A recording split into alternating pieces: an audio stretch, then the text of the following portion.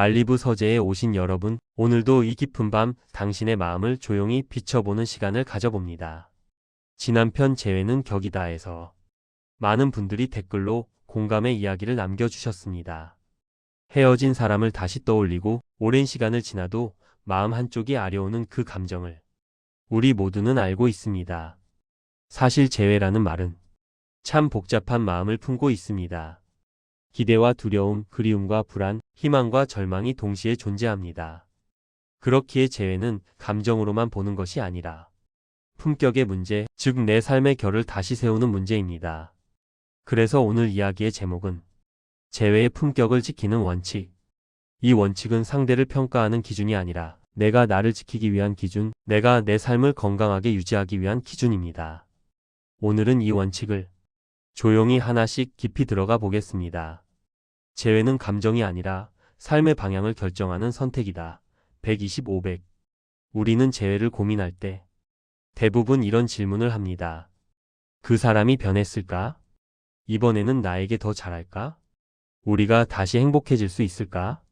하지만 이 질문들에는 중요한 것이 빠져 있습니다. 바로 나입니다. 재회의 기준은 그 사람이 아니라 나의 삶의 방향입니다. 키르케고르는 말했습니다. 절망은 자기 자신이 되지 못할 때 찾아온다.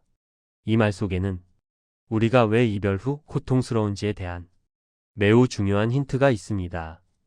우리가 고통스러운 이유는 그 사람이 떠났기 때문이 아니라 그 사람과의 관계 속에서 내가 나를 잃었기 때문입니다.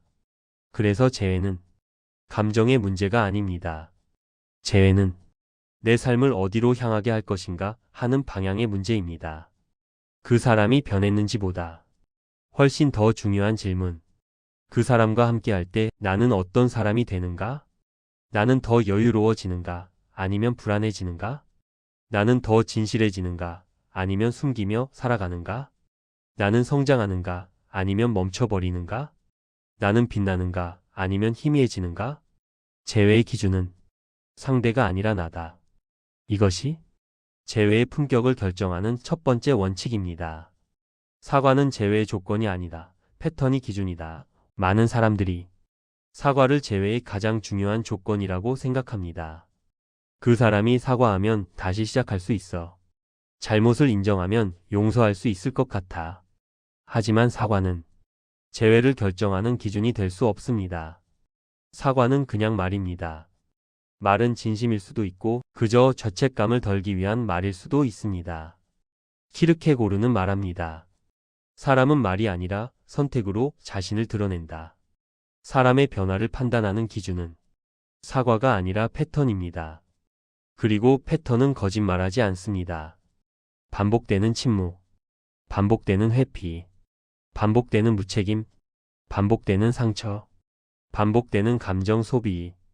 이 패턴이 바뀌지 않았다면 그 사람의 사과는 잠시 마음만 덮어주는 감정의 마취제일 뿐입니다. 반대로 정말 바뀐 사람은 말하지 않아도 행동이 달라집니다. 연락의 방식이 달라지고 감정의 표현이 달라지고 책임지는 폭이 달라지고 문제를 다루는 자세가 달라지고 무엇보다 나를 대하는 태도가 달라집니다. 사과는 누구나 할 수 있지만 패턴은 오직 변한 사람만 바꿀 수 있습니다. 재회를 고민한다면 사과를 기준으로 삼지 마십시오. 그 사람의 패턴은 달라졌는가? 그 질문이 훨씬 정확합니다. 미화된 기억과 싸워야 한다. 재회는 기억이 아니라 현실이다. 우리는 헤어진 사람을 떠올릴 때 이상하게도 좋은 기억부터 떠오릅니다. 함께 걸었던 길, 함께 마셨던 커피, 웃음, 온기, 손길. 그러나 이 기억은 현실을 반영하지 않습니다. 키르케고르는 말했습니다. 기억은 늘 미화된다.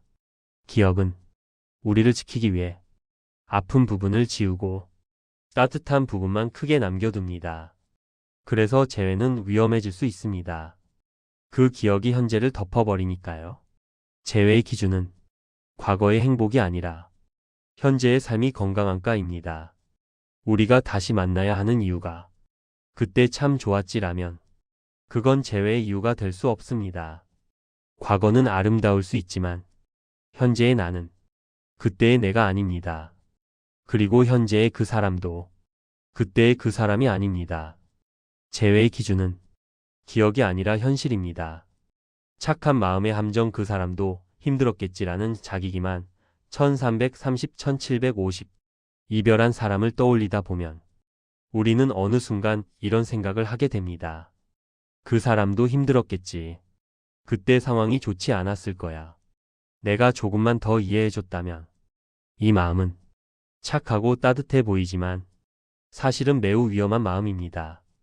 왜냐하면 이 마음은 상대를 이해하는 과정이 아니라 나를 무시하는 과정이기 때문입니다. 키르케고르는 말합니다. 타인을 이해하려다 보면 정작 자신을 이해하지 못할 때가 있다. 우리는 상대의 사정은 이해하면서 정작 내가 얼마나 힘들었는지, 내가 얼마나 지쳤는지, 내가 얼마나 무너졌는지 제대로 들여다보지 않았습니다. 재회는 상대를 이해하는 것이 아니라 나를 더 이상 무시하지 않는 것입니다. 내가 무엇을 겪었는지, 내 마음이 얼마나 지쳤는지, 내 자존감이 얼마나 흔들렸는지 그걸 먼저 인정해야 재회의 기준이 건강해집니다. 그 사람의 사정이 중요한 게 아니라 내 마음이 어떤 상태였는가가 중요합니다. 진짜 재회는 나를 잃지 않을 새로운 나로 하는 것이다. 재회가 두려운 가장 큰 이유는 상대 때문이 아닙니다. 다시 나를 잃을까 두려운 것입니다. 그래서 재회의 기준은 상대가 아니라 이번에는 내가 나를 지킬 수 있는가입니다. 나를 잃지 않는 사랑은 이런 사랑입니다. 감정을 숨기지 않고 말할 수 있는 사랑. 내가 지쳐 있을 때 솔직히 말할 수 있는 사랑. 나를 소모시키지 않는 사랑. 내 삶과 일상을 지키면서 할 수 있는 사랑. 내 자존감을 건드리지 않는 사랑. 나를 작아지게 하지 않는 사랑. 재회가 가능하려면 내가 이 사람과 함께 있을 때 더 나다운가가 기준이 됩니다. 그리고 이번에는 그 사람의 변화뿐 아니라 내 변화도 함께 있어야 합니다. 재회는 과거로 돌아가는 것이 아닙니다.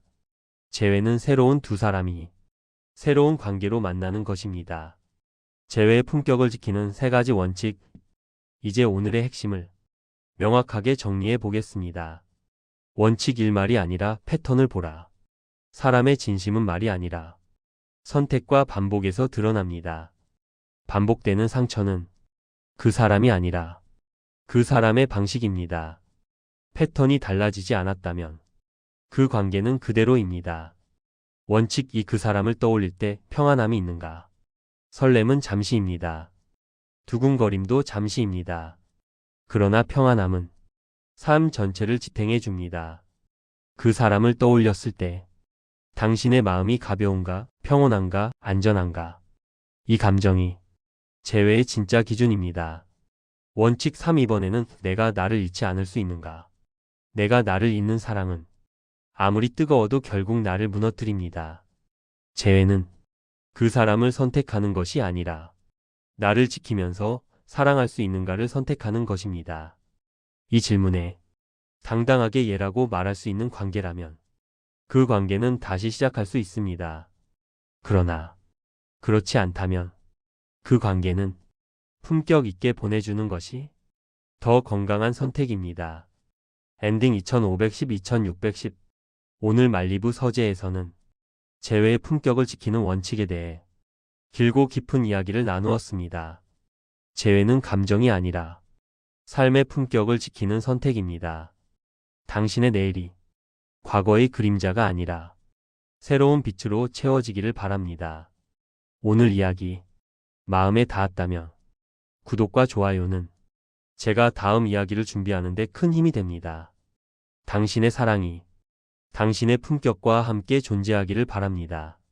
우리는 다음 이야기에서 다시 만날게요.